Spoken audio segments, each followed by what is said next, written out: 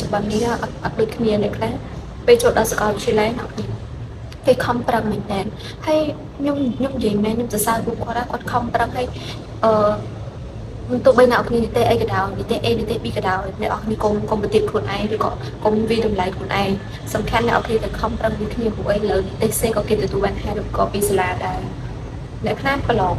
តែបានត្រឹមនិយាយ C អ្នកគ្នាប៉ុន្តែតែប្រឡងបានហើយក៏អ្នកនិយាយ A និយាយ B តែប្រឡងបានបាច់អត់បានហើយក៏វិញវាចឹងទៅអញ្ចឹងអ្នកគ្នាចូលកាត់ឡើងវិញប្រឡងពេទ្យអ្នកជាការប្រឡង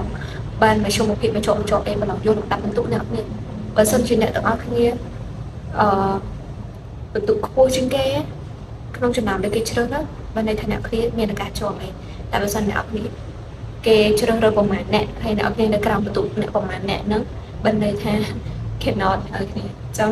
ស៊ូទាំងអស់គ្នាមិនថាប្រឡងបញ្ញាបត្រឬបញ្ញាបត្ររងទេមិនថានៅភូមិភាគឬក៏រៀននៅពេញទេចំពោះអ្នកគ្នាប្រឡងចប់ទាំងអស់គ្នាហើយអរគុណមែនទែនដែលបានចូលរួមទស្សនាវីដេអូនេះ